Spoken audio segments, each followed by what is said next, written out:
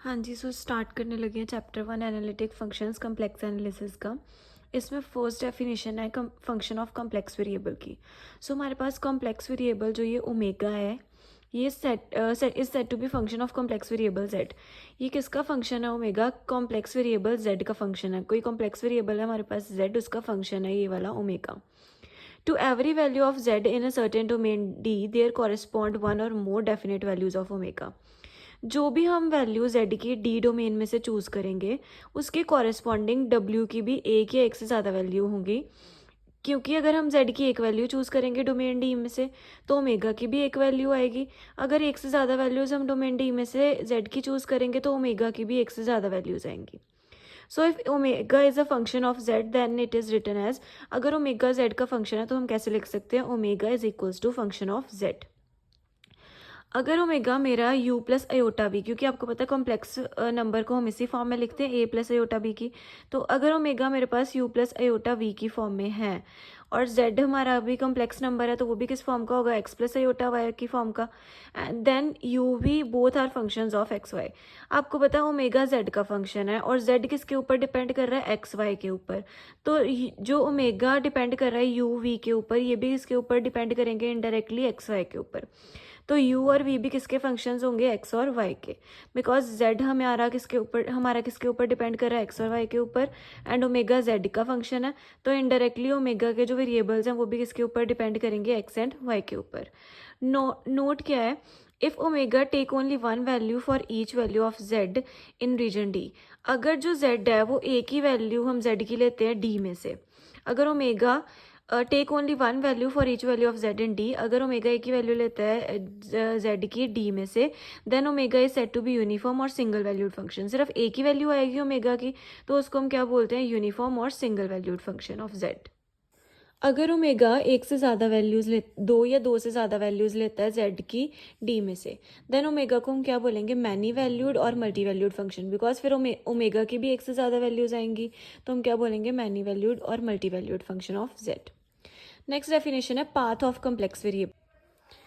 The path of complex variable की definition है, इस केस में एफ ऑफ जेड अगर आपका रियल वेरिएबल होगा और जेड को इंडिपेंडेंट वेरिएबल है जिसकी हमने वैल्यू डोमेन डी में से लेनी है, तो जो पॉइंट्स लाई करेंगे, जो जेड की वैल्यूज होंगी, वो किसके अलॉन्ग लाई करेंगे? एक्स एक्सिस के अलॉन्ग।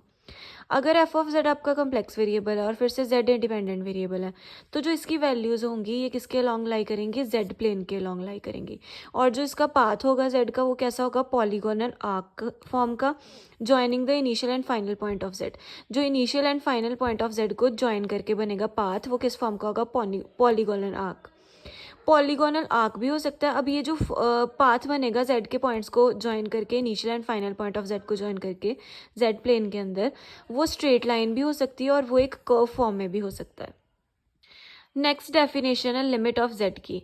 लिमिट ऑफ जेड में अब अगर हमें पहले बताया कि ओमेगा जो है जेड का फंक्शन है, omega is equals to F of Z आ गया defined in domain D, domain D के ऊपर डिफाइंड है। F of Z is said to have a limit.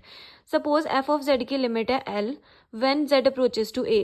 F of Z की लिमिट एल है जब जेड जो है ए को अप्रोच कर रहा है। तो for a any given epsilon greater than zero we can find delta greater than zero. तो फॉर एनी गिवन अपसाइलन, कोई अपसाइलन आपको पता है सबसे बहुत छोटा नंबर होता है, we can find delta greater than zero such that mod F of Z minus L less than epsilon. ये लिमिट ऑफ फंक्शन की डेफिनेशन होती है कि mod of F Z function minus limit करें तो वो उसका मॉड किसके इक्वल, किसके लेस देन आए? अपसाइलन से छोटा है। ये लिमिट ऑफ फंक्शन की डेफिनेशन होती है। या फिर हम इसको कैसे लिख सकते हैं? Limit Z approaches to A F of Z is equals to L. इसका मतलब क्या है कि फंक्शन जब जेड जो है ए को अप्रोच कर रहा है, तो इस फंक्शन की लिमिट क्या है? एल है। नेक्स्ट डेफिनेशन है continue of F Z, continuity of F Z. अब function F Z of complex variable Z, कोई फंक्शन एफ जेड है कम्प्लेक्स वेरिएबल जेड का, इसको हम कॉन्टिन्यूस कब बोलेंगे? At Z is equals to A. Z की वैल्यू ए के ऊपर इसको कॉन्टिन्यूस कब बोलेंगे? If and only for given epsilon, जब हमारा F of Z minus F of A का मॉड किसके लेस देन आएगा, एप्सिलॉन के लेस देन। या फिर हम क्या बोल सकते हैं कि जब limit z approaches to a, F of z किसके इक्वल आ जाएगी, एफ ऑफ a के। से अगर आप इन दोनों डेफिनेशंस को कंपेयर करो, इसको इसके साथ कंपेयर करो, तो आप बोल सकते हो जब हमारा F of a is equals to l आ जाएगा तो हम क्या बोल सकते हैं उसको, कॉन्टीन्यूटी ऑफ एफ जेड। जब हमारा F of A is equals to L आ जाएगा, मतलब जिस पॉइंट पे हमारा जेड कन्वर्ज कर रहा है, जब उसका फंक्शन आपकी लिमिट के इक्वल आ जाएगा तो आप क्या बोल सकते हो उसको, continuity of F Z. Note क्या है इसमें कि complex variable z approaches to a along any path. जो कम्प्लेक्स वेरिएबल z है, कम्प्लेक्स वेरिएबल होगा जब z हमारा, तो वो a को अप्रोच करेगा किसी भी पाथ से, मतलब z a को अप्रोच करेगा किसी भी पाथ से जब हमारा वो z क्या होगा, कम्प्लेक्स वेरिएबल। बट अगर हमारा z रियल वेरिएबल है तो वो अप्रोच करेगा a को सिर्फ x एक्सिस के अलॉन्ग, और कोई भी पाथ वो चूज़ नहीं करेगा, सिर्फ वो कौन सा पाथ चूज़ करेगा, x एक्सिस वाला पाथ, जब z क्या होगा, रियल वेरिएबल। नेक्स्ट डेफिनेशन है आपकी डिफरेंशियबिलिटी। डिफरेंशियबिलिटी में ओमेगा किसका फंक्शन है, फिर से एफ जेड का, be the function of complex variable Z. अब इस पूरी बुक में हमने कम्प्लेक्स एनालिसिस में सिर्फ कम्प्लेक्स वेरिएबल्स के बारे में ही बात करनी है मोस्टली। तो be function of complex variable Z, complex variable माना हमने यहाँ पे जेड को, जेड किसको अप्रोच कर रहा है, जेड प्लस डेल्टा जेड को हमने लेट किया है। देन ओमेगा भी किसको अप्रोच करेगा, ओमेगा किसको अप्रोच करेगा, ओमेगा प्लस डेल्टा ओमेगा को। ओमेगा, अब ओमेगा अगर एफ ऑफ जेड का फंक्शन है तो यहाँ पे ओमेगा प्लस डेल्टा ओमेगा किसके इक्वल आ गया, F of Z plus delta Z के। Omega is equal to F of Z है, तो यहाँ पे ओमेगा की जगह पे ओमेगा प्लस डेल्टा ओमेगा आ गया, जेड की जगह पर ओमेगा प्लस डेल्टा जेड आ गया, बिकॉज जेड किसको अप्रोच कर रहा है, जेड प्लस डेल्टा जेड को, एंड ओमेगा किसको अप्रोच कर रहा है, ओमेगा प्लस डेल्टा ओमेगा को। देन हमने दोनों इक्वेशंस को सब्ट्रैक्ट करा, 2 - 1, तो ओमेगा ओमेगा कैंसिल हो गया, डेल्टा ओमेगा बचा, यहाँ पे F of Z plus delta Z minus F of Z आ गया। दोनों साइड पे हम सब्ट्रैक्ट करेंगे डेल्टा जेड के साथ, तो हमारे पास इस टाइप की इक्वेशन बन जाएगी। देन हम लिमिट लेंगे दोनों साइड पे, delta Z approaches to 0। If the limit on the right hand side, अगर ये वाली लिमिट एग्जिस्ट करेगी, then this limit is called derivative of F Z.